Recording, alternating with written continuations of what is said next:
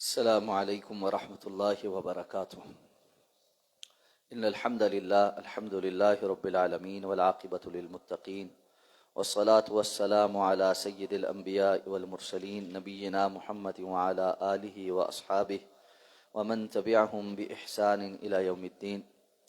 الحمد لله الذي هدانا لهذا وما كنا لنهتدي لولا أن هدانا الله. رب اشرح لي صدري ويسر لي أمري واحلل عقدة من لساني يفقهوا قولي. اللهم انفعنا بما علمتنا وعلمنا ما ينفعنا وزدنا علما. اللہ تعالیٰ کے فضل و احسان سے سورہ الحجر مکمل ہو چکی ہے اور آج سے سورہ ابراہیم کا انشاءاللہ آغاز ہو رہا ہے۔ اعوذ باللہ من الشیطان الرجیم، بسم اللہ الرحمن الرحیم۔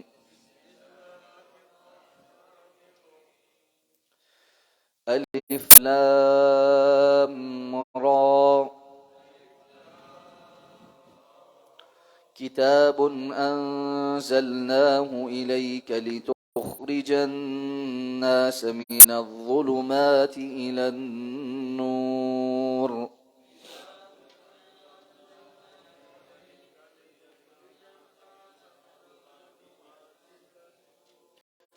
لتخرج الناس من الظلمات إلى النور بإذن ربهم إلى صراط العزيز الحميد۔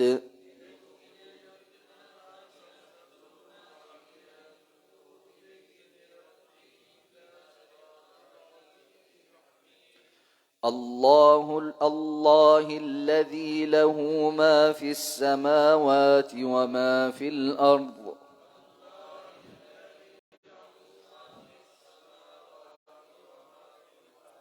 وويل للكافرين من عذاب شديد۔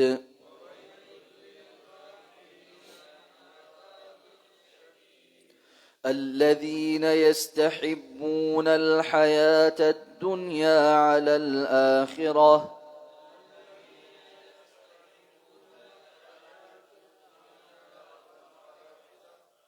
ويصدون عن سبيل الله ويبغونها عوجا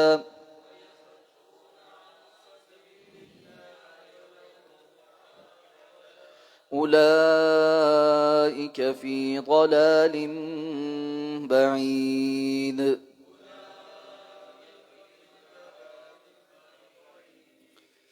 بسم اللہ الرحمن الرحیم، اللہ کے نام کے ساتھ جو بڑا مہربان بار بار رحم فرمانے والا ہے۔ الف لام را کتاب انزلناہ الیک، کتاب ہے جو ہم نے آپ کی جانب نازل کی ہے، لتخرج الناس من الظلمات الی النور، تاکہ آپ لوگوں کو اندھیروں سے نور کی طرف نکال لائیں، باذن ربہم، ان کے رب کی اذن سے، اجازت سے، الی صراط العزیز الحمید، اس رستے کی طرف جانب جو بڑی غالب اور بڑی تعریف والی ذات کا راستہ ہے۔ اللہ الذی، اللہ ہے جو لہو ما فی السماوات و ما فی الارض، اسی کے لیے ہے جو کچھ آسمانوں میں ہے اور جو زمین میں ہے۔ وویل للکافرین، اور کافروں کے لیے تباہی ہے یا ویل ہے، من عذاب شدید، عذاب شدید سے۔ الذین یستحبون الحیات الدنیا، جو دنیا کی زندگی سے بہت گہری محبت رکھتے ہیں، علی الآخرہ، اور اس کو آخرت پر فوقیت دیتے ہیں، ویصدون عن سبیل اللہ، اور روکتے ہیں اللہ کے رستے سے، وَيَبْغُونَهَا عِوَاجًا، اور اس میں ٹیڑھ تلاش کرتے ہیں۔ اولئک فی ضلال بعید، یہی وہ لوگ ہیں جو دور کی گمراہی میں ہیں۔ سورہ ابراہیم کا آغاز ہو رہا ہے۔ اس سورت کا نام حضرت ابراہیم علیہ السلام کی نسبت سے سورہ ابراہیم ہے، چونکہ آگے چل کے حضرت ابراہیم علیہ السلام کا واقعہ اختصار کے ساتھ، اور اس میں بالخصوص ان کی دو دعائیں ہیں، وہ اس سورت میں منقول ہو رہی ہیں، تو اس نسبت سے اس سورت کا نام سورہ ابراہیم ہے۔ مکی سورت ہے، اور مکی صورتوں کے جو عمومی صفات ہیں وہ اس صورت کے اندر بھی پائی جاتی ہیں۔ تو فرمایا الف لام را حروف مقطعات میں سے ہے، جس پر ہم پہلے بڑی دفعہ بات کر چکے ہیں۔ فرمایا یہ کتاب جو ہم نے آپ کی طرف بھیجی ہے، یہ اس لیے ہے تاکہ آپ لوگوں کو اندھیروں سے نکال کر روشنی کی طرف لے آئیں۔ یہاں پر اندھیرے کون سے ہیں؟ یہ کفر کے اور شرک کے اندھیرے ہیں، اور روشنی کیا ہے؟ وہ اسلام کی اور ہدایت کی روشنی ہے۔ قرآن مجید میں اللہ رب العزت نے اپنے حوالے سے بھی یہ بات ارشاد فرمائی ہے کہ اللہ ولی الذین آمنوا یخرجہم من الظلمات الی النور، اللہ اہل ایمان کا ولی ہے جو انہیں اندھیروں سے نکال کر نور کی طرف لاتا ہے، اور اس کے مقابلے میں جو لوگ کفر کرتے ہیں وہ طاغوت کے دوست ہیں، اور وہ چاہتے ہیں کہ لوگ روشنی سے نکل کر اندھیروں کی طرف آ جائیں۔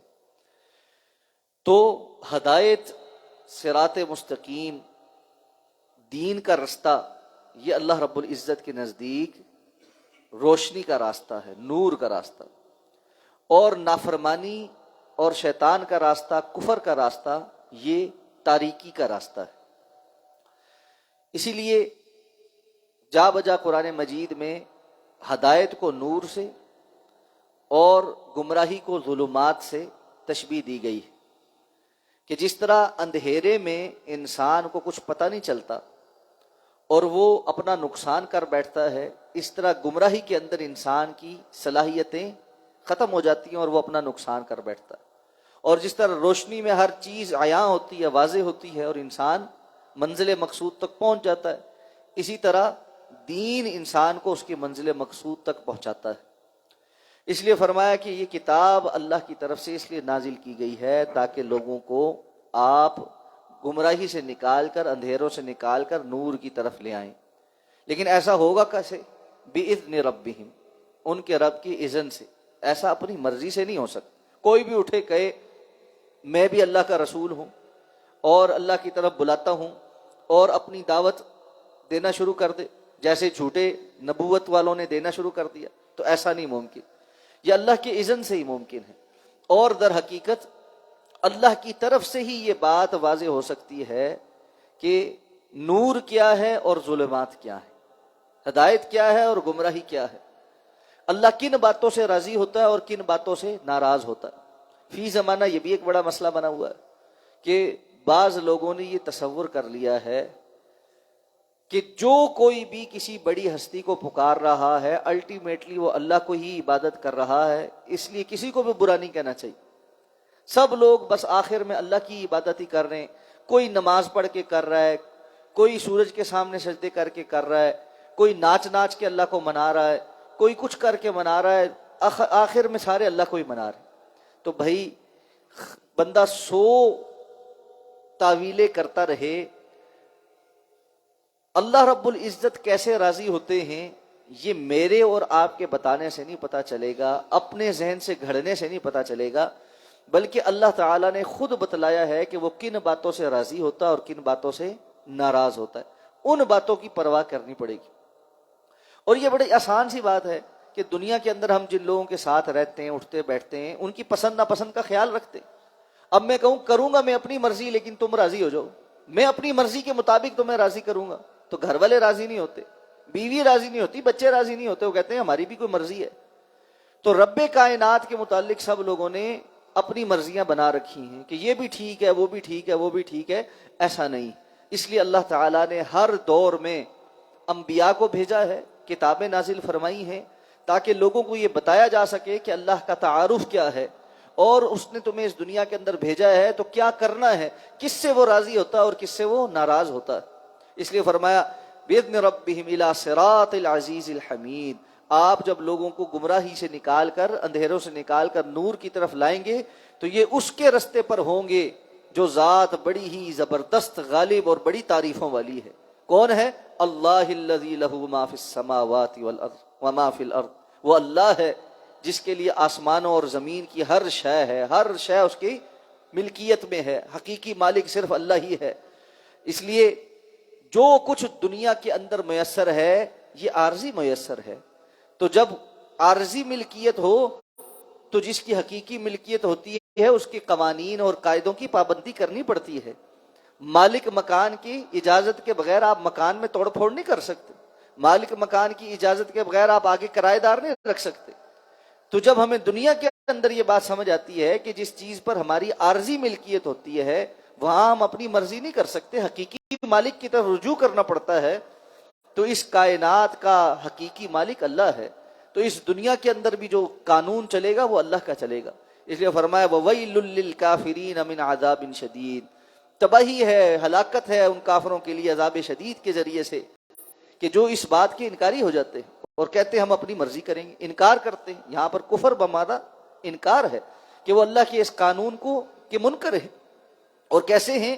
الذین یستحبون الحیات الدنیا علی الآخرہ، جو دنیا کی زندگی کو آخرت کے مقابلے میں زیادہ محبوب رکھے ہوئے ہیں۔ ان کا خیال ہے یہ دنیا ہی ہے، نموت و نحیا وما یہلکنا الا الدہر، ہم یہاں پر آتے ہیں بس جیتے مرتے ہیں، اور ہمیں ایک نیچرل نظام ہے، اس کے تحت ایک پروسیس چلتا رہتا ہے، باقی کوئی نہ پیدا کرنے والا ہے نہ مارنے والا ہے۔ یہ سب دقیانوسی باتیں ہیں۔ تو یہ لوگ دنیا کی زندگی کو آخرت کے مقابلے میں زیادہ محبوب بنائے ہوئے ہیں، اور صرف یہی نہیں کہ اپنے لیے بنائے ہوئے ہیں، یصدون عن سبیل اللہ، اور اللہ کے رستوں سے روکتے بھی ہیں، خود بھی رکے ہوئے ہیں، دوسروں سے روکنے کا سبب بھی بنتے ہیں، ایڑی چوٹی کا زور لگاتے ہیں کہ لوگ اس معاملے سے ہٹ جائیں۔ اچھا، حیران کن بات یہ ہے، اگر آپ ان لوگوں کی باتیں سنیں تو یہ شخصی آزادی کی باتیں کریں، یہ انسان کی فکری آزادی کی باتیں کریں گے، یہ اس کی چوائس کی بات کریں گے، لیکن اگر کوئی بندہ اپنے لیے دین کو پسند کر لے اور اللہ کی بات ماننے کی کو اختیار کر لے، یہ چوائس اختیار کر لے، تو وہ ان کو ہضم نہیں ہوتی۔ وہاں پر کہیں گے نہیں، یہاں آپ کو چوائس نہیں ہے۔ یعنی ساری دنیا میں فریڈم کی جو ہے نا نعرے لگانے والا فرانس جو ہے، جب مسلمانوں کی باری آتی ہے تو کہتا ہے نہیں، آپ پردہ بھی نہیں کر سکتے اور داڑھی بھی نہیں رکھ سکتے۔ کیوں نہیں رکھ سکتے؟ اگر ایک بندے نے اپنی شخصی آزادی کا اختیار کرتے ہوئے اپنے لیے کسی خاتون نے حجاب کو پسند کیا ہے یا داڑھی رکھنے کو پسند کیا ہے، تو آپ اس کو کیوں منع کرتے؟ اچھا، وہ فیشن کے طور پہ کر لے تو ٹھیک ہے، دین کے طور پر نہیں کر سکتا، اس لیے کہ وہ اس بات کی آزادی دینے کو تیار نہیں ہے کہ کوئی بندہ اپنے لیے دین کے تحت یہ فیصلہ کرے، فیشن کے طور پہ کر لے تو کر لے۔ تو یہ ایک دوغلی پالیسی ہے کہ جو لوگ اختیار کی جنگ لڑ رہے ہیں وہ بھی اختیار دینے کو اصل میں تیار نہیں، اور اصل بات یہ ہے یہ اختیار کی جنگ ہے ہی نہیں ہے۔ ایک بڑا زبردست ویڈیو ہے، ایک یورپ کا ایک داعی ہے، وہ ایک خاتون سے گفتگو کر رہا ہے، تو اس کو، وہ مسلمان خاتون ہے، اور اس نے کہا کہ جی میں کسی زمانے میں کبھی کبھی بچپن میں جب ماں نے پڑھایا لکھایا تھا تو حجاب کرتی تھی، اب میں ویسٹ میں رہتی ہوں، امریکہ میں رہتی ہوں، اور میں جو ہے حجاب نہیں کرتی، اور یہ میری چوائس ہے، اور جو ہے نا مجھے حجاب نہیں کرنا، یہاں پہ بڑی آزادی ہے، یہ ہے وہ ہے فلاں ہے۔ اس نے اسے کہا کہ جی چلیں، آپ کا جو بیانیہ ہے وہ یہ ہے کہ آپ یہ سارا کام جو ہے یہ اپنی آزادی یا اپنی چوائس کی وجہ سے کرتے۔ اس نے کہا بالکل ایسا، میرا اختیار ہے کہ میں یہ سب کروں۔ اس نے کہا مجھے یہ بتاؤ کہ کیا تم اپنے گھر کے اندر، اپنے کمرے میں، اپنے گھر کے ماحول میں بھی ایسے ہی تیار ہوتی ہو جیسے تم ابھی تیار ہو؟ تو وہ تھوڑی سی سوچنے لگی اور اس نے کہا کہ نہیں، ظاہر بات ہے، بندہ اپنے گھر میں تو ایزی رہتا ہے، اور وہ عام کپڑوں میں، عام چیزوں میں، بغیر میک اپ کے پھرتا ہے۔ تو اس نے کہا اس کا مطلب یہ ہے کہ تمہاری اصل چوائس جس میں تمہیں راحت، سکون، آزادی فیل ہوتی ہے، وہ یہ ہے جو تم اکیلے گھر میں ہوتے ہوئے کرتی ہو۔ تو گھر سے باہر یہ جو حلیہ ہے یہ تمہاری چوائس نہیں ہے، وہ گھر کے اندر جو حلیہ تھا وہ تمہاری چوائس تھی۔ گھر کے باہر کا جو حلیہ ہے وہ لوگوں کی چوائس ہے۔ لوگ کس بات پر تعریف کریں گے، لوگ کس بات پر تنقید کریں گے، لوگ کس کو اپریشیٹ کریں گے، لوگ کس کو اپریشیٹ نہیں کریں گے۔ پھر اسی طرح ماحول بتاتا ہے کہ یہاں پر کون سی چوائس رکھنی ہے، یہاں پر کون سی نہیں رکھنی۔ بعض ملک ہیں وہ کس حد تک جو ہے وہ لباس چھوٹا ہو جائے تو اس کو بھی قبول کر لیتے ہیں، اور بعض جگہوں پر اس پر تنقید ہوتی ہے۔ اور اسی طرح اس نے کہا اگر چوائس کی بات ہے تو کیا اس بات کی اجازت دو گے کہ یہاں پر ہر جگہ، دفاتر میں، روڈوں کے اوپر، کسی بھی جگہ لوگ بالکل برہنہ ہو کر آ جائیں کہ ان کی چوائس ہے؟ نہیں، یہ ماڈسٹی کے خلاف۔ بھئی یہ ماڈسٹی طے کون کر رہا ہے؟ وہ بندہ تو نہیں طے کر رہا، یہ تو آپ طے کر رہے۔ اس نے کہا ہاں، بات تو کسی حد تک مجھے آپ کی سمجھ آ رہی ہے۔ اس نے کہا کسی حد تک نہیں، حقیقت یہ ہے، آپ اس کو سوچیں گے تو پتہ یہ چلے گا کہ یہ ہے نا آزادی کا جو نعرہ ہے، یہ اصل میں کوئی حقیقی آزادی نہیں ہے۔ یہ معاشرے کی ایک ڈیمانڈ ہے، جس ڈیمانڈ کے تحت آپ لوگوں کی باتوں کی وجہ سے، لوگوں کی اپریسیشن کی وجہ سے، اور بہت ساری ان کی جو پریشرز ہیں اس کی وجہ سے ایک حلیہ اختیار کر لیتے ہیں۔ تو وہ کہتا ہے اسلام آپ کو یہ کہتا ہے کہ آپ ان لوگوں کو اور مخلوق کو راضی کرنے کے بجائے خالق کی مرضی مان لیں اس معاملے، بجائے اس کے کہ آپ ہزاروں لوگوں کی جو ہے وہ چوائسز کو اختیار کرنے کا سوچیں اور اس میں ایک پریشر میں آئیں. اور سارا یورپ پریشر میں ہے اس معاملے میں. اربوں ڈالر کی یہ جو فیشن کی انڈسٹری ہے یہ اس بات پر چل رہی ہے کہ دن بدن کوئی نئی چیز بنائیں. انسان کا وہ معیار پورا نہیں ہو رہا. آج کبھی فیشن یہ آ جاتا ہے کہ جی اتنا جو ہے نا دبلا پتلا ہونا یہ فیشن آئیکن ہے، کبھی موٹا ہونا فیشن آئیکن ہے، کبھی رنگت گوری ہونا فیشن جو ہے کہلاتا ہے، کبھی رنگت سانولی ہونا فیشن کہلاتا ہے، اور کبھی جو ہے وہ اپنے جو ہونٹ ہیں ان کو موٹا کروانا جو ہے وہ فیشن بن جاتا ہے، اور کبھی باریک کروانا فیشن بن جاتا ہے. انسان تو کسی جگہ ٹکتا نہیں. اور یورپ کا جو یہ جو پورا فیشن کے پیچھے چلنے والا انسان ہے یہ پریشان ہے کہ میں کس جگہ ٹکوں. کل تک تو یہ تھا، آج یہ ہو گیا، آج یہ نہیں آج وہ ہو گیا، پھر کہاں جا کے رکوں گا. تو یہ جو میٹر آف چوائس کا ایک جھانسا دیا گیا ہے یہ کہیں پر موجود نہیں، یہ کہیں پر موجود نہیں. تو اصل بات یہ ہے اللہ رب العزت کے فیصلے کو چن لے بندہ، تب جا کر وہ سکون اختیار کرتا ہے اور حاصل کر سکتا ہے.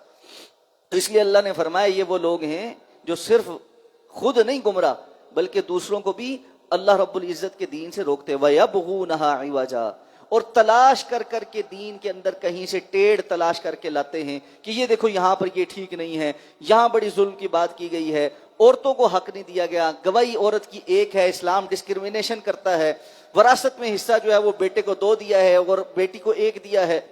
اس قسم کی باتیں ساری مردوں کو کور کرنے کا نہیں کہا، عورتوں کو کور کرنے کا کہا ہے. اس قسم کی باتیں تلاش کر کر کے لا کر لوگوں کو کہیں گے کہ یہ گمراہی ہے. وَيَبْغُونَهَا عِوَجًا، ٹیڑھ تلاش کرتے ہیں. فرمایا اولئک فی ضلال بعید، یہ وہ لوگ ہیں جو گمراہی میں بہت دور جا چکے ہیں. یعنی ان کو اب دلیل اثر نہیں کرتی، ان کو اللہ کے بتائے ہوئے احکامات کی حکمتیں، اس کے پیچھے پنہا انسانی معاشرے کے چلنے کے لیے ضروری باتیں وہ نہیں سمجھ آتی. بس ایک بات تلاش کر کے اس کے اوپر اعتراض کرنا مقصود ہے. وگرنہ اگر یہ ہدایت حاصل کرنا چاہتے تو ان کے سامنے تھی کہ حدیث کے فائدے کیا ہیں، لیکن وہ نہیں تلاش کریں گے. اگلی آیات میں اور کچھ حوالے سے اور انبیاء کی واقعات کے حوالے سے بات شروع ہو رہی ہے، اس پر انشاءاللہ کل بات کریں گے. سبحانک اللہم و بحمدک، نشہد ان لا الہ الا انت، نستغفرک و نتوب